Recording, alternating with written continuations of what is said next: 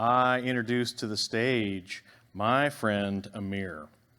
Amir is a person that genuinely cares about making the world a better place, and he is also a skilled Guinness pourer, and I can verify that from personal experience and observation. So Amir is a Chicago native, and he is the managing director of the Open Source Technology Improvement Fund. He brings a diverse skill set to developing OSTIF's community and corporate sponsorships. OSTIF takes a focused, maximum impact approach to security audits with minimal disruption to open source communities. So please welcome my friend Amir to the stage. Thank you. You're very welcome, sir. Thank you, Crow. Appreciate that. Very lovely introduction. Hello, everybody. Good afternoon. Hope everyone's doing well after lunch and still with us. I'm absolutely ecstatic to be here today to talk to you all about the OSTIF Independent Security Impact Report. This was a culmination of work carried out over 12 months of 2022, about a year's worth of work that was made possible by Google and in particular GHOST, the Google Open Source Security Team, as well as OpenSSF. So just really want to thank both of those groups for the support to let us do this work. And as I had mentioned, it was a culmination of about a year's worth of work of security audits on some pretty important projects. You might have heard of a couple of them, and I'm very excited to share all of that with you today. That's what the cover page of the report looks like. So to quickly summarize the impact of that work, of the audits that we did about 7 security audits and associated engagements. We were able to find and fix 26 vulnerabilities, or CVEs. Of those, 11 were rated as high or critical, according to their CVSS score, as well as a total of 98 total security improvements made. So these could be anything from the aforementioned CVEs and vulnerabilities, as well as miscellaneous hardening and all sorts of things to improve the security posture of the projects. That also included approximately 20 tools built or improved on to continually monitor open source projects. That mostly pertains to fuzzing and fuzzers that were either built or improved upon and implemented into the project as a result of our work, which Adam Kraczynski of Adalogics is here today, and I'd like to thank Adam and Adalogics for a lot of that fantastic fuzzing work that has been done as a result of our collaborations. And so the audits that we did are captured there at the bottom of the screen. We did Git, SigStore, curl, Jackson Core, and Jackson Databind as kind of one combined project. The simple logging facade for Java, SLF4J, as well as Envoy. And I actually put on the bottom here that 4 of these projects were identified in the Census 2 report, the Harvard Census 2 report, but that's actually inaccurate. It was actually 5. I had mistakenly counted Jackson Core and Jackson Databind as 1. But yes, 5 out of the 7 of these audits were identified in that Harvard Census 2 report, which is one of the many data sources that we've used to help identify target projects that could use help with our audit process. Quick impact spotlight would be the Git audit. We were able to put together a coalition of 7 different security experts from 4 different organizations. Among them, we have here Adolfo from ChainGuard, as well as John Speed. So I want to thank you all for the collaboration there, as well as other folks to really come together and do our best to improve the security of a project that really needs no introduction and really underpins, a vast majority of software development today. And I'm very happy to report that as a result of our effort, we were able to find and fix a total of 35 issues, including 2 critical severity findings and a high severity finding, many of which were proactively fixed internally by the Git security team, but potentially proactively prevented a number of catastrophic problems within Git. So we were extremely proud of this work and the confidence from folks like OpenSSF and Google to go out and do this work on behalf of the open source community, which really is our goal, is to improve the security of these projects for everyone's benefit. A couple plans for the rest of this year going into next year. We are looking to grow the organization and our capacity. So that includes hiring folks, which I'm really excited about because as someone, my co-founder and I, we did this ourselves for about 7.5 years. So it's very nice to have some extra help. And it was definitely something we learned that, it goes with the mantra of open source. You can't do this all yourself. You need help. So we were able to grow the organization as well as do things like bundling projects and working more closely with security vendors to potentially put similar projects together to take advantage of efficiencies to get more work done, but still at a very high level of quality that we have been very focused on maintaining as a part of our organization. So with that, I'm very happy to say that in 2022, we did the most audits that we had ever done up until that point, which was around 25, and we are on track to do 50 by the end of this year. And we're hoping to, looking into next year and potentially beyond, have the capacity to do even more, 100 to 200. We're also onboarding some new partners and planning new audits over the next 18 months. We tend to announce the results of our work typically at the end, so we don't promote too much until really the work has been organized and complete. But I'm very happy to report that we do have a number of new partners that are being brought on board and planning a number of audits for critical third-party open source dependencies. And then lastly, we're looking to increase the value that we provide to the open source projects as a result of our audit process.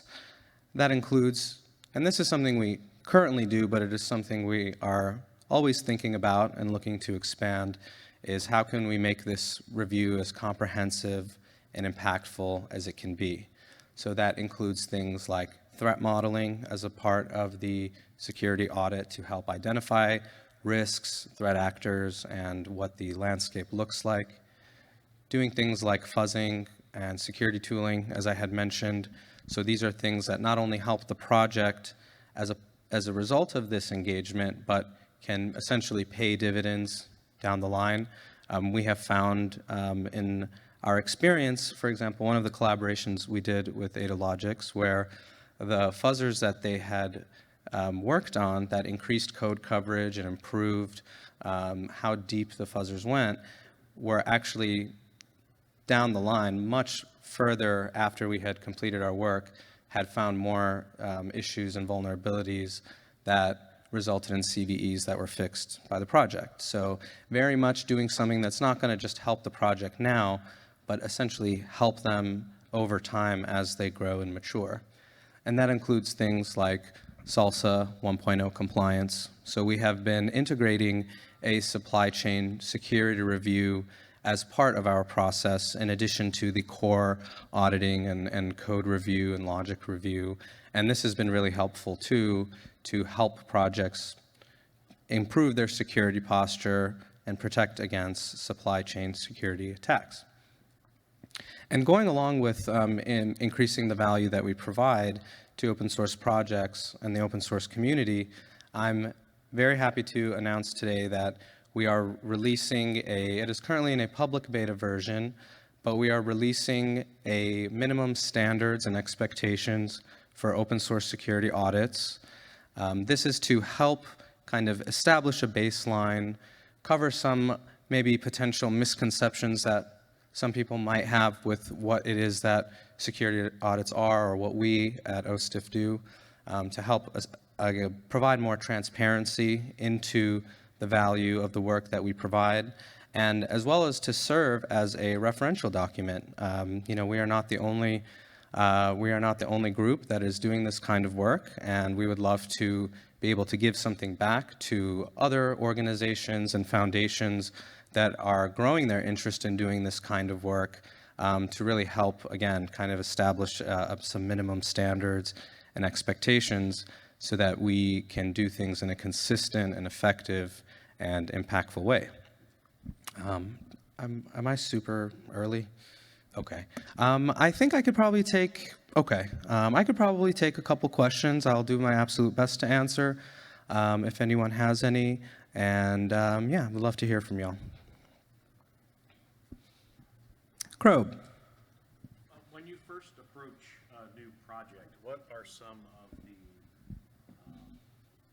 misconceptions or frequently asked questions or challenges that you bump into right at that initial beginning of that relationship?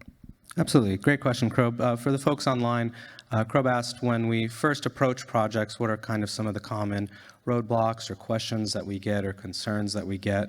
And it's a great question. So I'd say probably the top one is a lot of projects, and probably rightfully so, their contributors, their maintainers are busy. They are stretched thin. They are doing a lot. They are working tooth and nail to keep the lights on, and anything that kind of has the perception of more work or more burden on the project typically has a negative view.